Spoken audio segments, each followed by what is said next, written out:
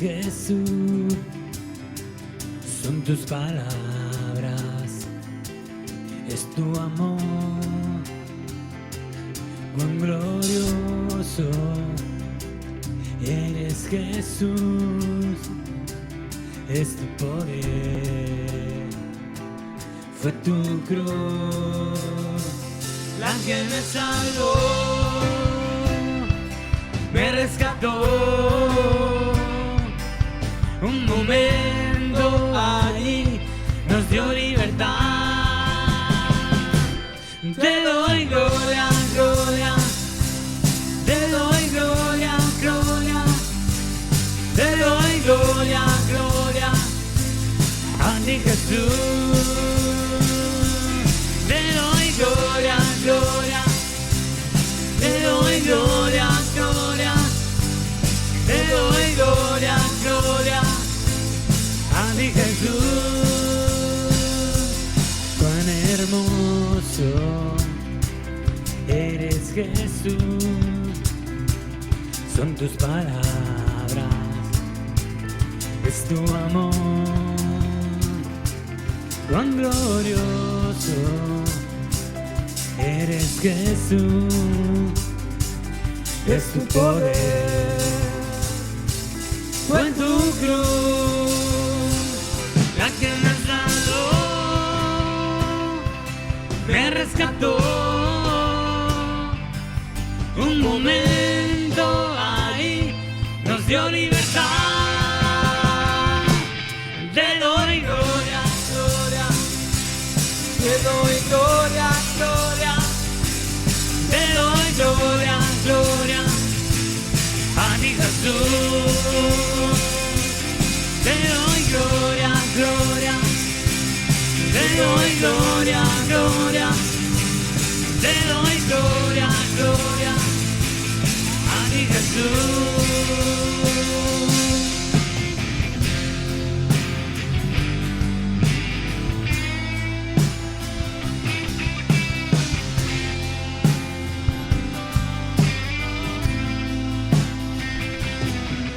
Con una corona de espinos te hiciste rey por siempre. Con una corona de espinos te hiciste rey por siempre. Con una corona de espinos te hiciste rey por siempre. Con una corona de espinos te hiciste rey por siempre. Te doy gloria, gloria. Te doy gloria, gloria. Te doy gloria, gloria. A ti Jesús.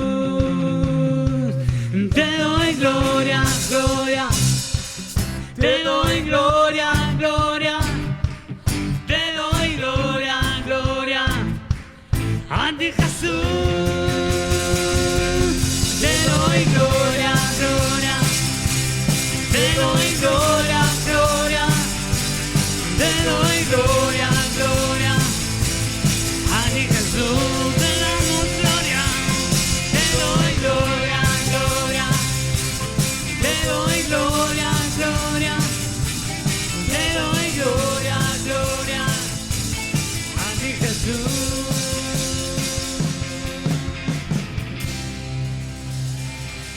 Amén.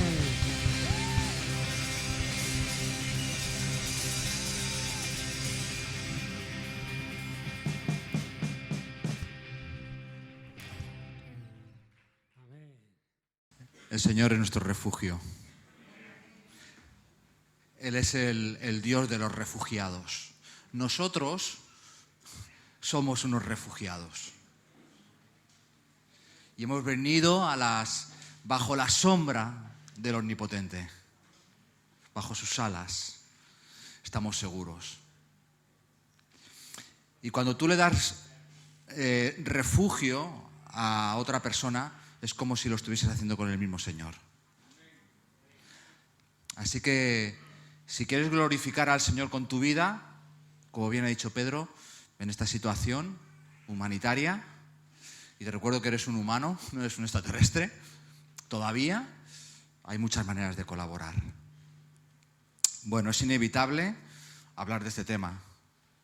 Y el Señor ha puesto en mi corazón el poder compartir una palabra respecto a la guerra. A la guerra y al antónimo de la guerra, que sería a lo contrario de la guerra, que sería la paz. Cuando Dios creó al ser humano, no lo creó para que viviese en conflicto, para que viviese en una situación hostil, en un contexto hostil. Dios creó al ser humano con pensamientos de paz para el ser humano. Por lo tanto, cuando hay una situación de guerra, es una situación anómala en los planes de Dios. ¿Me entendéis esto? Por lo tanto, la definición de guerra sería ausencia de paz. Hay algunos, científicos, que sostienen que el frío no existe. O sea, ahora, en diciembre, que hemos tenido días... Aquí en Tarragona tenemos un buen clima, no nos podemos quejar. Pero hemos tenido unos días un poco fresquitos, que hemos rozado los 2-3 grados por las mañanas. Y claro, tú sales por la mañana y dices, ¿cuál es tu expresión? Qué frío que hace, ¿no? Y ya te viene un científico y te dice, no, el frío no existe. Pero este tío está loco, ¿no? Porque dice que el universo está lleno de fuentes de calor. Entonces, cuanto el frío simplemente es una ausencia de calor. Cuando estás alejado del calor, pues nosotros le llamamos frío, pero en realidad científicamente dicen estos científicos que el frío como tal no existe, que es una ausencia de calor, porque la idea primigenia es que hay fuentes de calor. Por ejemplo, nosotros tenemos el Sol. Hay lugares en otros planetas dentro de nuestro sistema solar que es imposible la vida simplemente ya por la temperatura. La Tierra, sabéis que está puesta en un punto que unos metros más cerca nos quemaríamos y unos metros más lejos nos helaríamos. Qué bueno es Dios, ¿eh?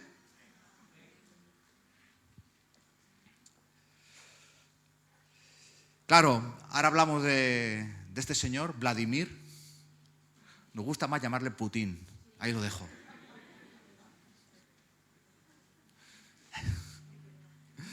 Este señor Vladimir, pues bueno, ya llevamos 15 días hablando de lo mismo, ¿no? Y ahora nos planteamos, una de las cuestiones en estos días es, una pregunta que nos hacemos es, ¿en manos de quién estamos? Porque uno mira a Corea del Norte y mira a otros países, ¿verdad, Tony? Y dice, ¿en manos de quién estamos, no? Gente que quizás estaría mejor en un psiquiátrico. Y estos son los que tienen el poder para apretar un botoncito rojo. Y entonces lo de Maranata, ya. Así que te digo una cosa, hermano, no temas al botón rojo. Si hacen así, nos vamos con el Señor. Siempre estamos, Señor, ven pronto. Oramos, ¿no? Y a veces terminamos los cultos y, venga, dile a algún hermano Maranata, Cristo viene. Pues se apretan el botoncito rojo. Él no ha venido, pero nos vamos con él. Es lo mismo. Así que no tengamos temor. No temeré, hemos cantado hace un ratito. En Él estamos confiados. Y nuestros tiempos están en sus manos. ¿Alguien tiene la certeza de lo que puede pasar mañana con su vida? Ninguno. Nadie. Ni tan siquiera de aquí a una hora podemos controlar nuestras vidas. Y ahora, claro, la guerra toca a Europa.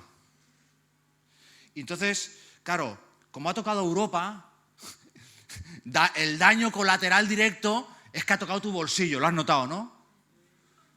La pizza de 1,95 ya no vale 1,95, ¿te has dado cuenta, no? La pizza barbacoa del Mercadona que valía 1,99 ya no vale 1,99, vale 2,20. Por decir algo. Hace unos meses echábamos la gasolina a 1,3 y pico. En algunos lugares ya aquí en España han superado los 2 euros. Y ahora como como nos duele el bolsillo y es verdad que vemos el dolor de muchas personas que tienen que salir de su país, tienen que dejar la casa que han comprado con tanto esfuerzo, tienen que dejar a sus familiares en una incertidumbre. Como nos toca cerca, empatizamos, la mayoría. Hay un movimiento social increíble ahora de gente, no anónima, pero gente. Nosotros conocemos una chica en Pallaresos que ha cogido una furgoneta y se ha ido a buscar gente Yo tengo un amigo personal que esta semana también ha cogido con otro amigo y se han ido a buscar familias a Polonia. Y la gente se moviliza. Pero parece que la guerra, no somos conscientes de la guerra hasta que nos toca de cerca. O a veces cuando con el tema del COVID, ¿no? Por ejemplo, al principio, fulanito, el primo de una amiga de mi primo, ha cogido COVID. Pero cada vez la sombra acechaba más. Y cuando ya empezaba a tocar a algún familiar cercano, algún amigo del trabajo, uy. Entonces empezamos a ser conscientes. Y a veces parece que como no nos toque de cerca, perdonad, estoy hablando de una iglesia, a cristianos, que deberíamos tener activado, a diferencia del mundo, aunque hay gente en el mundo que quizás tiene activado más la sensibilidad en cuanto a la necesidad que nosotros, pero los cristianos de por sí deberíamos estar ahí. Y yo creo, y comparto esto como base, porque creo que, y quiero dirigir la palabra por aquí, esto de la guerra, de la invasión, porque creo que este país, Ucrania, no ha buscado la guerra, ¿no? Es una agresión en toda regla, ¿no? Alguno podrá discrepar, pero me da lo mismo, es evidente. ¿Qué ocurre? Creo que puede ser una distracción para la iglesia del Señor. Va a decir, bueno, Ángel, cuidado. Me explico. ¿Qué debe hacer la iglesia en un momento así? Tú te has preguntado qué debe hacer. Cuando digo la iglesia, hablo en el ámbito local, nuestra iglesia local, la Iglesia Bíblica de Tarragona, como la iglesia universal. ¿Qué tiene que hacer la iglesia? ¿Cuál es la postura de la iglesia? Mirad, la postura de la iglesia es colaborar, siempre. Cuando ha habido plagas en el mundo, ¿qué ha hecho la iglesia? Cuando ha habido enfermedad, ¿qué ha hecho la iglesia del Señor? ¿No lo sabéis? Cuidar a los enfermos. Cuando los enfermos se morían en las calles en el primer siglo por lepra, ¿quién estaba ahí? Los cristianos. No existía la Cruz Roja, existían los cristianos. Debo decir que la Cruz Roja la fundó un cristiano. No sé si lo sabíais. ¿No? Ya lo sabéis. Cuando ha habido necesidad económica, ¿dónde está la iglesia? Ayudando, colaborando. Así que aquí no hay ningún tipo de duda. Nos preguntaba estos días mucha gente, ¿cómo se puede colaborar? Mira, si tú conoces a alguien fiable o alguna organización fiable que esté ayudando, ayuda. Si tú tienes en tu corazón, ayuda. Si tienes en tu corazón y en tu bolsillo, ayuda. Si tienes un sentir y no sabes articularlo, cuenta con nosotros y quizás te podemos ayudar. Igual tienes un sentir de irte a Polonia a buscar a gente. Y oye, si tienes ese sentir, igual lo podemos articular de alguna manera. Pero la iglesia tiene que estar ahí, en medio de la necesidad. ¿Dónde estaba Jesús? Siempre. ¿Dónde? Donde había necesidad.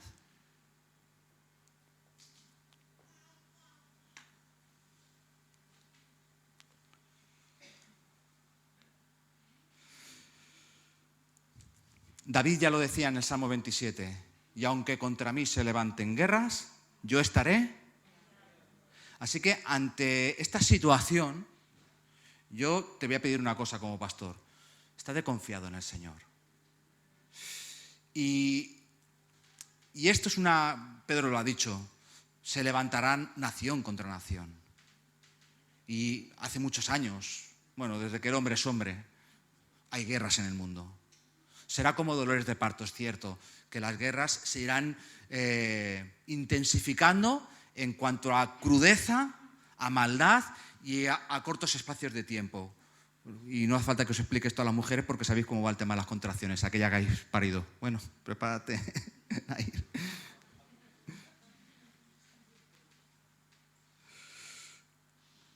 Hoy quiero hablar de la guerra y de la paz, pero en un contexto que creo que es mucho más importante para nosotros, que es la guerra y la paz en el ámbito personal. Porque nosotros no vamos a parar a Putin. Podemos orar para que el Señor haga algo, intervenga, pero bueno, porque es nuestro deseo que haya paz. Y si tenemos que orar sin vetos,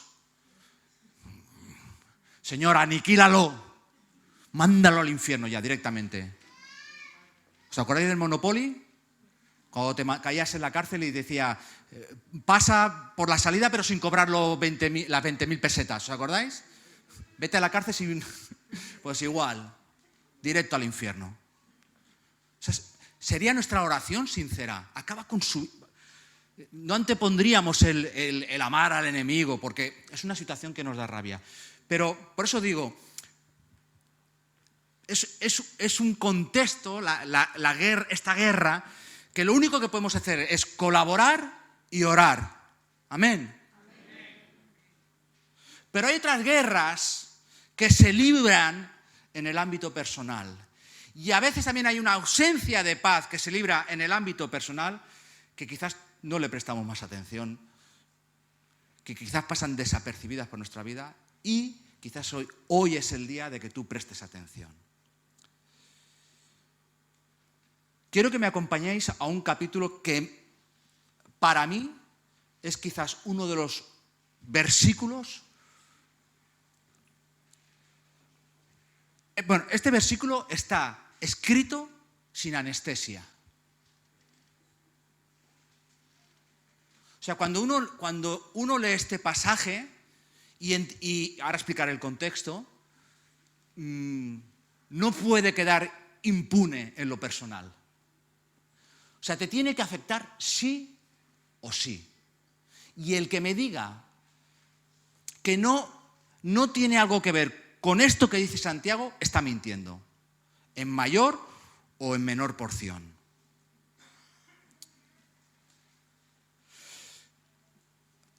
¿Alguien sabe quién escribe esta carta? He dicho Santiago. ¿Sabéis quién era Santiago? ¿Sabéis que me gusta hacer preguntas y... Venga, los que han estudiado. Muy bien, el hermano de Jesús. Los eruditos nos dicen que este Santiago el Justo, era el hermano del Señor, uno de los hermanos del Señor. ¿Os acordáis? Tu madre y tus hermanos están ahí fuera esperándote. Jesús tenía familia, aunque algunos no lo quieran ver o reconocer. Y este era uno de los hermanos del Señor, Santiago el Justo. Él era el pastor. El pastor de la iglesia en Jerusalén no era el apóstol Pedro. El pastor de la iglesia de Jerusalén era Santiago Justo, el hermano del Señor. Y la carta de Santiago es una carta apasionante. Pero para leer la carta de Santiago tienes que ser valiente. Porque Santiago no deja títere con cabeza. Si tú lees Santiago, te vas a sentir... Mira, leer Santiago es como ponerte delante de un espejo cuando eres muy feo.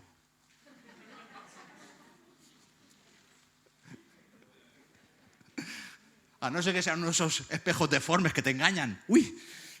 ¿Sabes aquellos que estás un poquito pasado de kilos y son de esos que te hacen ¡uy, qué delgadito estoy! Hay una película de Blancanieves, ¿no? Que tenía un espejo que le decía todo lo que quería escuchar, ¿no? Y todos hemos estado en algún sitio de esos donde hay espejos. ¡Uy! Y te ríes, ¿no? ¡Uy, qué gordo estoy! ¡Uy, qué delgadito estoy! ¡Uy, qué alto estoy! ¡Qué bajito estoy! Y después hay un espejo que te enseña la cruda realidad. Y Santiago es como un espejo, donde tú te miras y dices, uy,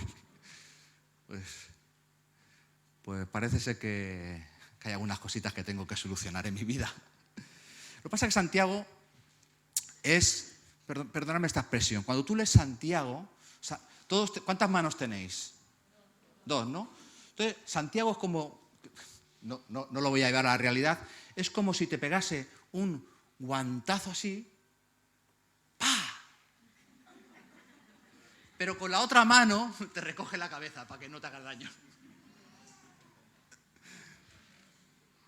O sea, la carta de Santiago es así. ¿Os ha quedado claro el contexto? Es que no puedo hacer aquí una exégesis de lo que es la carta de Santiago. Todo lo explico así para que todos me entendáis.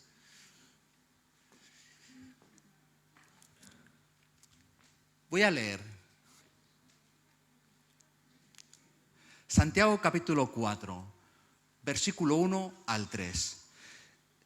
Santiago hace una pregunta y ahora explicaré a quién pregunta Santiago. ¿De dónde vienen las guerras y los pleitos entre vosotros? ¿No es de vuestras pasiones, las cuales combaten en vuestros miembros? Codiciáis y no tenéis. Matáis y ardéis de envidia y no podéis alcanzar. Combatís y lucháis, pero no tenéis lo que deseáis porque no pedís. Pedís y no recibís, porque pedís mal para gastar en vuestros deleites. Claro. A bote pronto. ¿A quién creéis? Claro, pero ¿a quién creéis que está escribiendo Santiago? Ya, bueno, claro, tú lo sabes, cariño. Pero esto no se lo puedo estar escribiendo a la iglesia. ¿Cómo? Matáis, ardéis de envidia. Pues se lo está escribiendo a las 12 tribus. La iglesia representada de las 12 tribus dispersas ya por medio mundo.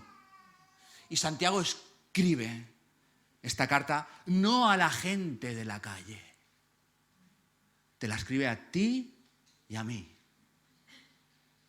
¿De dónde vienen las guerras?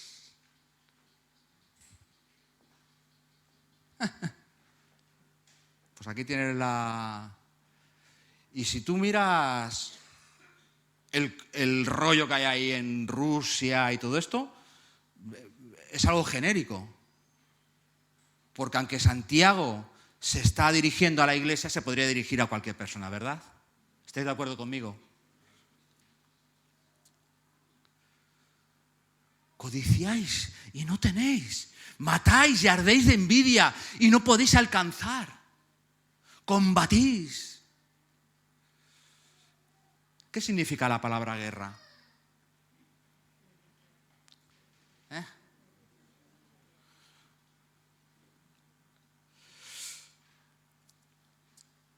La palabra guerra en el griego significa polomeos.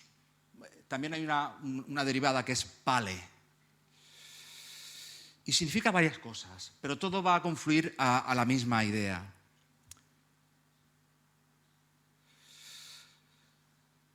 Lucha cuerpo a cuerpo. Esto significa guerra.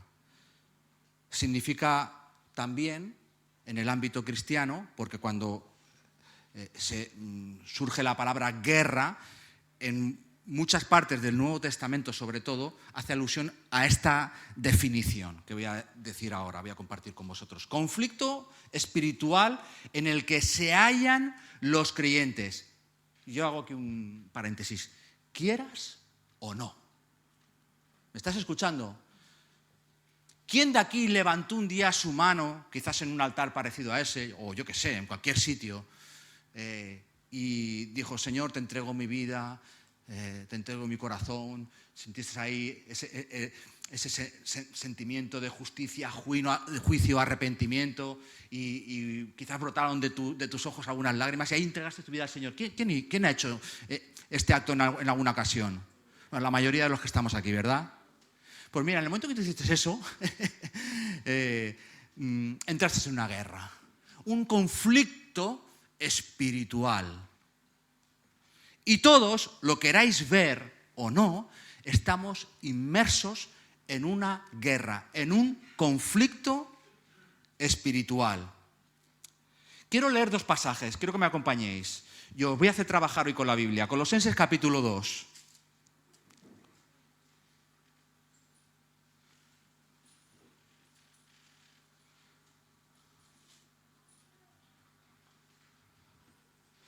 Me gusta mucho este pasaje porque el apóstol Pablo usa un término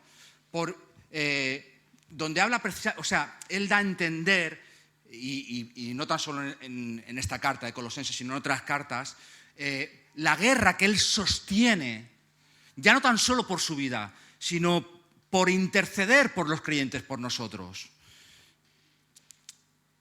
Y podéis usar la palabra lucha, guerra, conflicto, viene a ser lo mismo. Dice, porque quiero que sepáis cuán grande guerra, lucha, conflicto sostengo por vosotros y por los que están en la Odisea y por todos los que nunca han visto mi rostro.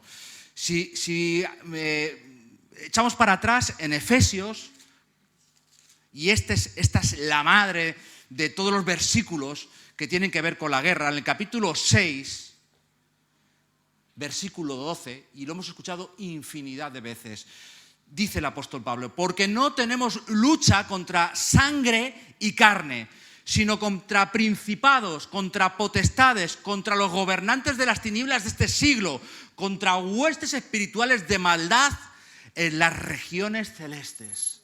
Y seguidamente Pablo, el mismo Pablo que nos está advirtiendo, nos está haciendo conscientes de la verdadera guerra que el cristiano sostiene, que es una guerra espiritual. Y escuchar una cosa, en esta época había conflictos y habían guerras en el mundo. Pero Pablo no se distrae con esas guerras. Pablo va al hueso y nos habla de esa guerra que nosotros libramos.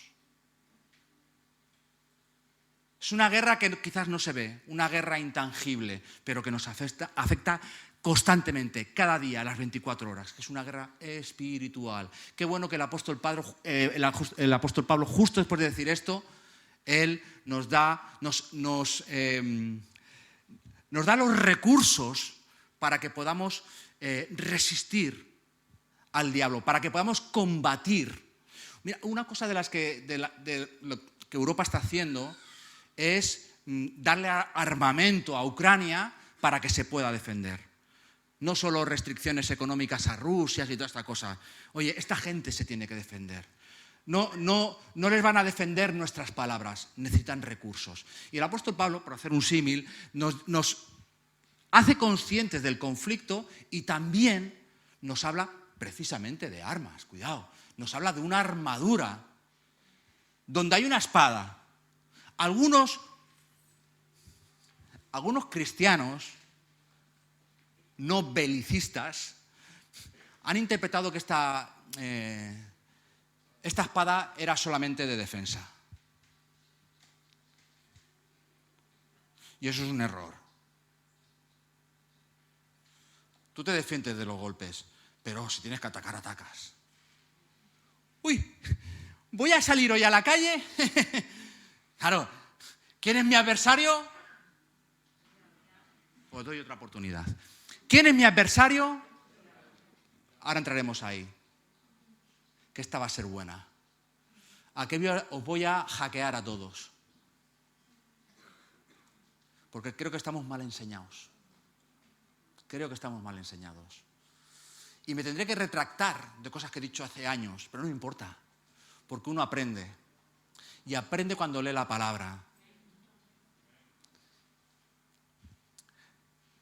Nuestro adversario, el diablo. De hecho, diablo significa adversario, enemigo. Uy, voy a salir a la calle a defenderme del diablo. Si me ataca, ¡ay! Nos olvidamos de la autoridad que tenemos en Cristo. ¿Qué pasa con eso? Que cuando tú sales de casa, dejas la autoridad en Cristo, la dejas en la puerta de tu casa allí. ¿No eres un hijo de Dios? ¿No eres una hija de Dios? Claro, que los hijos de Dios solo sirven para defenderse. ¿Estás de acuerdo conmigo? Claro, porque Podemos defendernos en algunas ocasiones, pero también podemos atacar. No es pecado si mirar, sabéis que la espada es un símbolo de la palabra de Dios. Jesús atacó al diablo con la palabra. Y el diablo también usó la palabra para atacarle. Porque hay golpes. ¿Habéis visto la esgrima alguna vez? Yo soy muy mal imitador, muy mal teatrero, ¿no? Pero a veces cuando hacen así, retroceden para... Defiende y ¡tacho! Se enciende la luz roja. O verde, no sé cuál es. ¿Me seguís hasta aquí? Decidme, si no empiezo otra vez, ¿eh?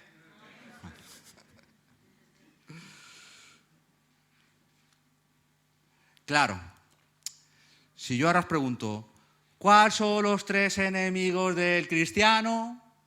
Venga, sois todos muy listos. Habréis hecho un discipulado, ¿no? Por lo menos. Muy bien, el diablo, la carne y el mundo.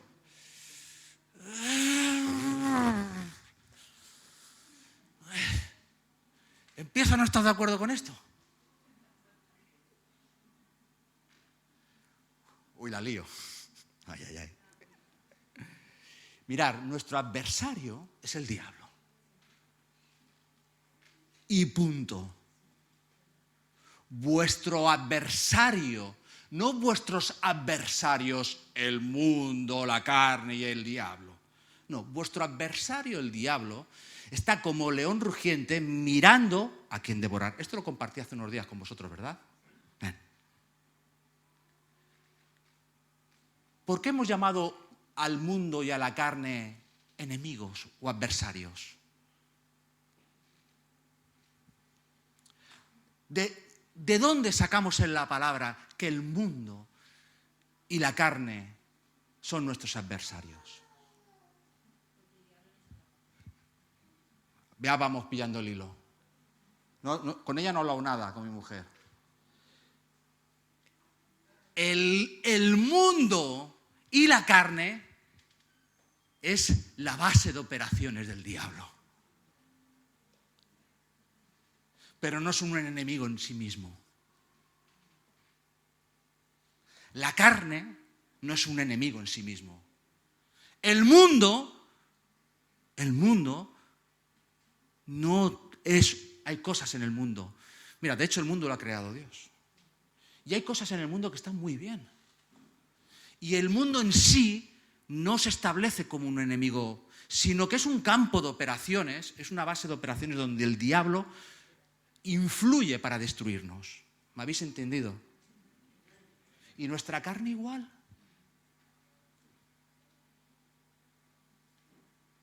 Yo no sé si estáis de acuerdo o no, pero el enemigo declarado es el diablo. Y él usa nuestra mente, nuestras pasiones, él se mete por ahí, pasa por nuestros ojos, por nuestra mente, muchas cosas donde hay una intervención diabólica. Y en el mundo hay muchas corrientes que son diabólicas y afectan muchas veces a los cristianos. Porque no tenemos sabiduría, porque no leemos la palabra, porque no oramos y nos dejamos llevar por la corriente de ese mundo que es diabólica. Pero no son... mirad, el Satanás no tiene nada bueno. ¿Me entendéis? Es enemigo. Él va por nosotros. ¿Tú puedes decir que, por ejemplo, Internet es malo? No, en serio. No es malo el Internet. Depende del uso que le des. ¿Un martillo es malo? No, puedes construir con un martillo. También le puedes abrir la cabeza a otra persona.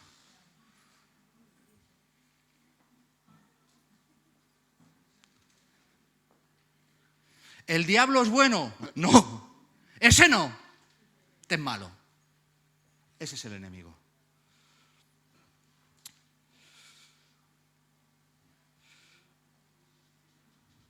Primera de Pedro 5:8.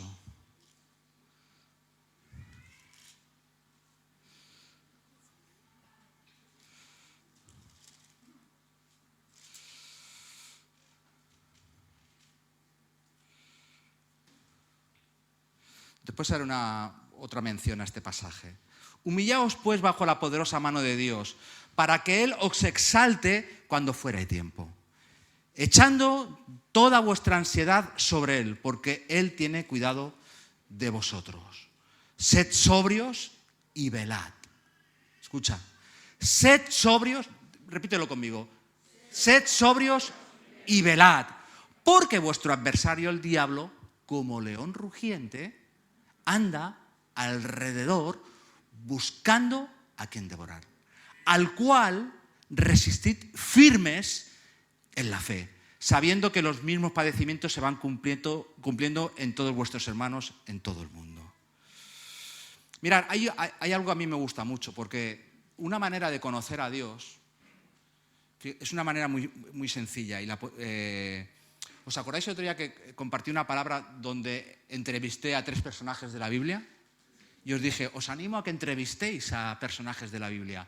Entonces los vais a conocer y conoceréis sus historias, y sus historias os acercarán todavía más a Dios. Esto es muy bonito. Si a Pedro le llaman, bueno, imaginaros a Pedro, ¿no? Hace 30 años le llamaban Pedro Kamikaze. ¿Tú qué podrías pensar de Pedro hace 30 años? ¿Que iba para abogado, para juez? ¿O para cirujano? ¿Sí o no? No. ¿Iba a qué? A la destrucción masiva y personal. Personal porque se destruye él, y a veces cuando nos destruimos a nosotros, destruimos todo lo que tenemos alrededor. Familia, trabajo, etc. Entonces, a veces, los adjetivos que están sobre el nombre, para eso está el adjetivo, define a la persona. Y tú puedes saber que Dios es bondadoso porque dice que Dios es bueno. Dios es misericordioso, Dios es mi sanador, Dios es mi bandera. Bueno, hay un montón de títulos que Dios sostiene. A mí el que más me gusta es que Dios es amor, porque de ahí surge todo, de su propia naturaleza. Pero claro, el diablo también tiene algunos títulos por ahí, unos cuantos, ¿eh? Entonces, si yo conozco esos nombres que tiene el diablo, puedo saber cómo actúa.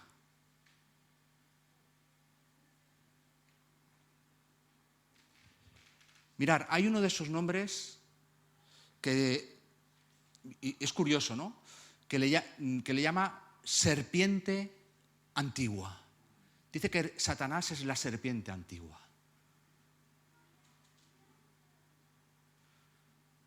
¿Tú has visto alguna vez alguna serpiente comiendo algo que huela? ¿Qué come el diablo? Ay, ay, ay. Bueno, esto es una simbología que le dijo a la serpiente, polvo comerás todos los días de tu vida. Y yo nunca he visto una serpiente comiendo polvo.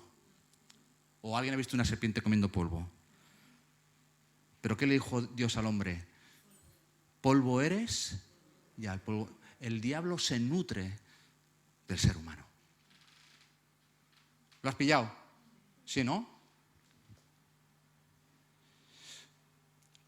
¿Cómo puedo combatir? ¿Cómo puedo evitar que me atrape la serpiente antigua? La serpiente se arrastra y caza lo que se arrastra, lo que está por el suelo. Pero lo que está en el espíritu, al que está en el espíritu, no lo caza. Y te animo a que intensifiques en este momento tu vida espiritual.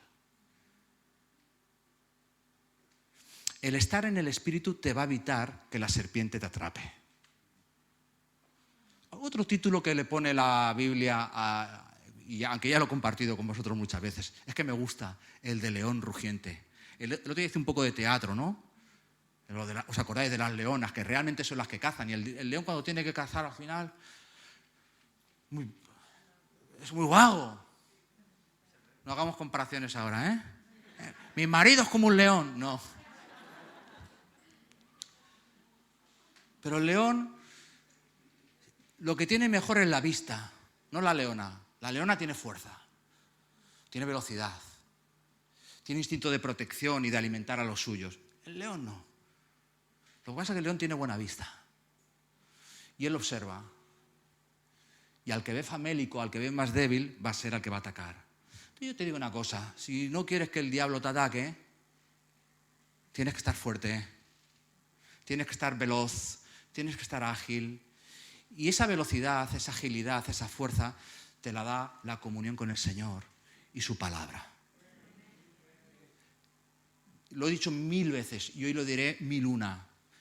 Lee la Biblia y ora cada día. Escucha bien. Hay muchos libros que dicen 15 pasos para ser un mejor cristiano, 18 cosas que puedes hacer para... Mira, yo te digo 2, no son tan complicadas.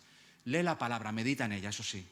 Reflexiona en ella y ten comunión con el Señor todos los días como un hábito.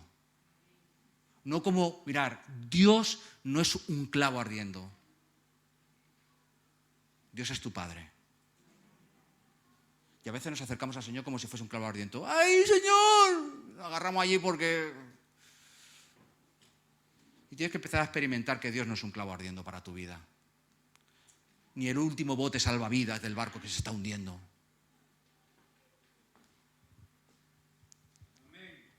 Amén, amén. Gracias, Óscar.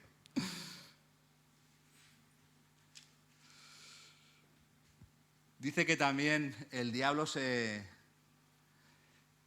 viste como un ángel de luz. Cuidado.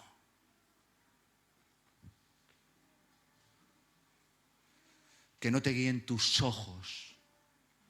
Me encanta el pasaje, además lo dice varias veces, tanto en el Antiguo como en el Nuevo Testamento. Mas el justo por la vista vivirá. ¿No? ¿Cómo? Vale, es por la fe. Mas el justo por la fe vivirá. Si el diablo te roba la fe, Pedro, ¿lo has dicho tú, Pedro, esta tarde? Que si perdemos la fe, estamos perdidos, nunca mejor dicho. Cristóbal, ¿lo has dicho tú, Cristóbal? Señor, por cierto, increíble alabanza, aprovecho para decírtelo, a ti y a todo el equipo que habéis estado ahí. Un aplauso para los de la alabanza, por favor.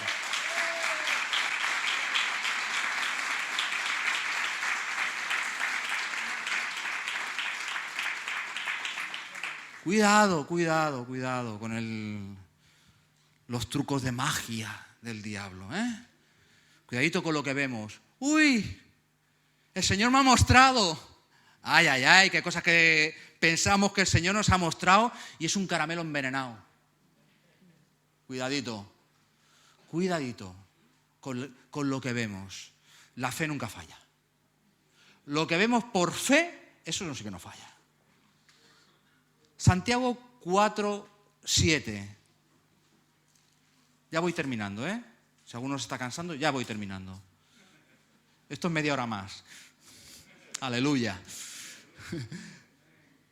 Dice, someteos pues a Dios, resistid al diablo y huirá de vosotros.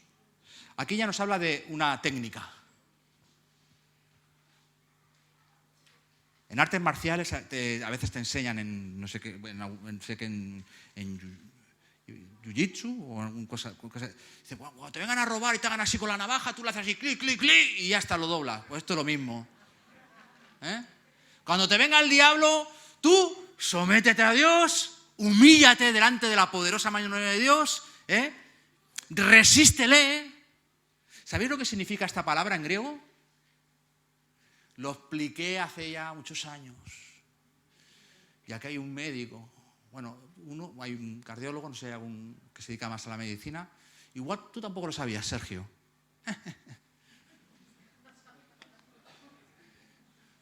La palabra resistencia en este pasaje y en otros significa antihistamini. Sergio, ¿nos puedes explicar para qué sirven los antihistamínicos? ¿Te puedes quitar la mascarilla con prudencia?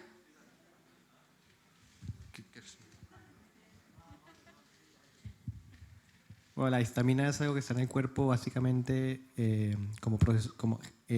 estimula el proceso inflamatorio como un mecanismo de defensa del cuerpo. Los antihistamínicos, en cierta forma, bajan las defensas y el proceso inflamatorio del cuerpo. ¿A cuánto aprendemos aquí en la iglesia, Madre mía.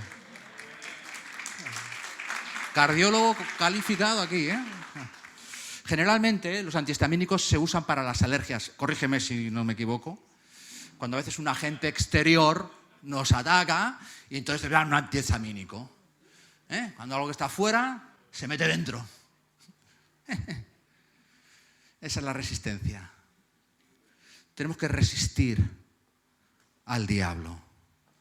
Te recuerdo una vez más en esta tarde que afortunadamente eres un hijo de Dios.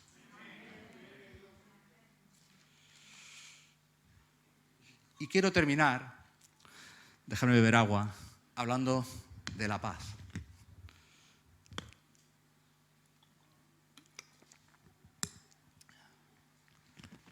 ¿Hay alguien que se llama aquí Irene?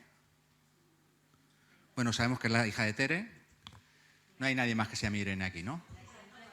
La hija de Cristóbal. La de Vero. Tenemos 3 Irenes. ¿Alguna más? ¿Alguien da más?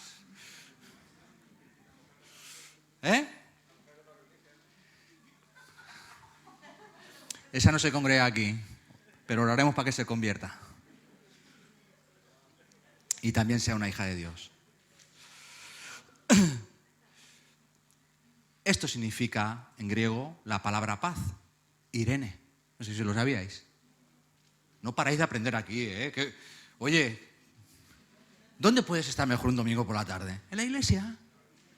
Cantamos, ofrendamos, escuchamos la palabra, nos lo pasamos bien, vemos a los hermanos. Qué bonito. Significa relaciones armónicas. Me encanta esta definición.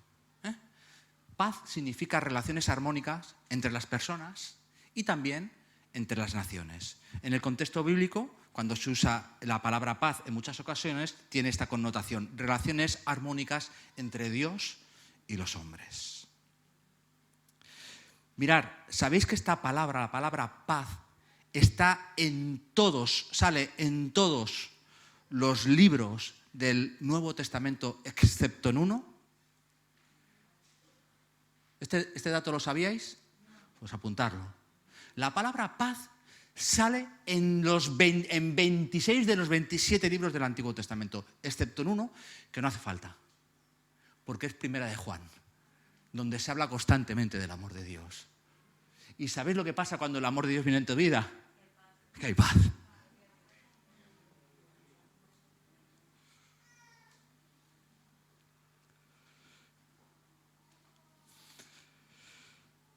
¿Qué debemos saber de la paz? Os digo 3 cositas o 4 y ya está. Primero, a distinguirla. ¿Cómo que a distinguirla? Claro, es que hay diferentes tipos de paces.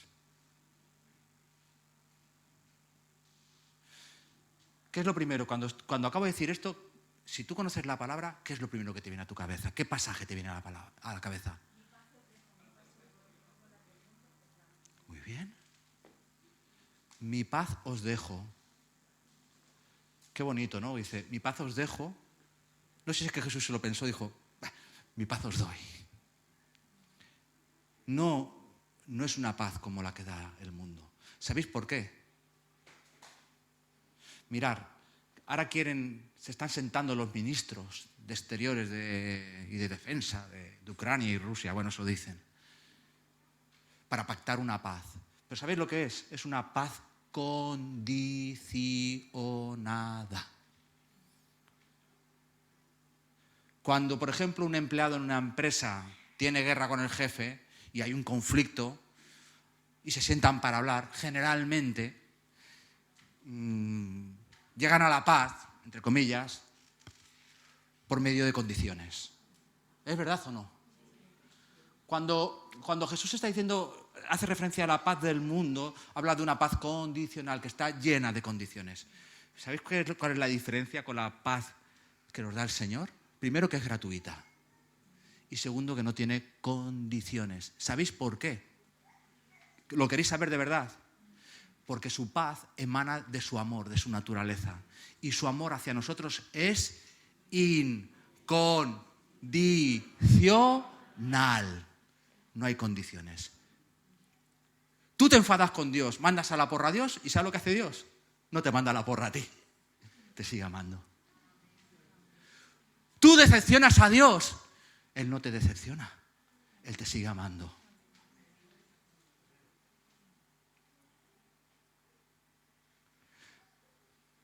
Tú no acudes a tu punto de oración cada día. Él sí que viene cada día porque te ama. Tú no le buscas, Él te sigue buscando porque te ama. ¿Me entendéis? Y cuidado con la paz del mundo. Fijaros, cuando digan paz y seguridad del mundo, esa paz del mundo, entonces vendrá destrucción repentina.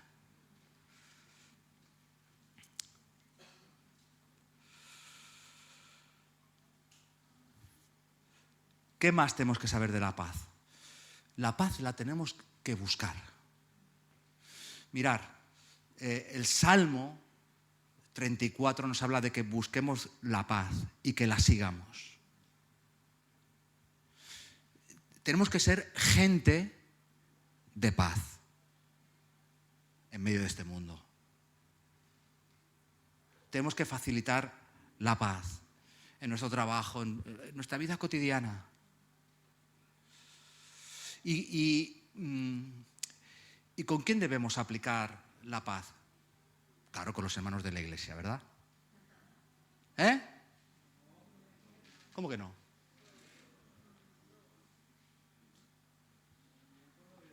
¿Eh? ¿Hay algún pasaje que... ¿Alguien me lo puede testificar bíblicamente que hay un pasaje que hable que yo busque la paz? Sí, Señor. Quiero leer un versículo que está en Romanos, capítulo 12, versículo 18. No paguéis a nadie mal por mal. Procurad lo bueno delante, escucha bien, de los hermanos de la Iglesia Bíblica de Tarragona. Ah, no, de todos los hombres, buenos y malos. Si es posible, en cuanto dependa de nosotros, estad en paz con todos los hombres. Es que se ve muy malvado, pero yo amo mucho a Dios. ¿Cómo? ¿Pero cómo puedes decir que amas a Dios si no eres capaz de amar a la persona que tienes al lado? Independientemente que se comporte de una manera o de otra. De nosotros tiene que fluir lo mismo que fluyó de Dios hacia nosotros, amor. ¿Cuántas veces decimos que somos canales? Cuando se habla de ese agua viva que viene de Dios, el que cree en mí, como dice la Escritura, de su interior correrán para que afecte a gente sedienta.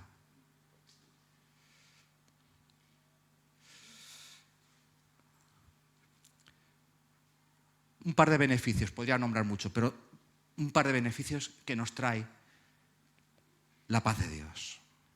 Filipenses 4:7.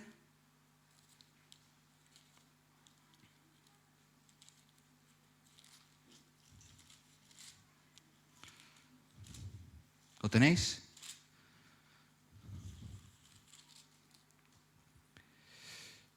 Y la paz, no del mundo, ya la hemos distinguido. La paz de Dios, que sobrepasa todo entendimiento, guardará vuestros corazones y vuestros pensamientos en Cristo Jesús. Eso es un beneficio de la paz de Dios. Si tú tienes la paz de Dios, esa paz va a guardar, escucha bien, va a guardar tu corazón y tus pensamientos. Y el segundo beneficio, hay innumerables beneficios sobre la paz de Dios, pero hay uno que me gusta mucho, porque creo que es algo que afecta a muchísimas personas. La gente que sufre de insomnio, que tiene ansiedad, que le cuesta dormir, que tiene que tomar medicación para poder descansar. Mirad, yo lo parafrasearía así. En paz me acostaré, o con la paz de Dios me acostaré y así mismo dormiré, porque solo en ti, oh Jehová, puedo estar confiado. Amén. Te animo a que busques beneficios de la paz de Dios en tu vida, pero son innumerables. ¿Sabéis? La guerra y la paz están en nosotros y dependen de nosotros, que seamos victoriosos en la guerra, victoriosos en Cristo, porque Cristo venció. Y que tengamos paz en nuestros corazones. Amén. ¿Me dejáis orar por vosotros? Y por mí también. Señor, gracias por tu palabra. Gracias porque es concluyente, Señor, es efectiva para nuestras vidas. Estamos agradecidos de estar aquí, Señor.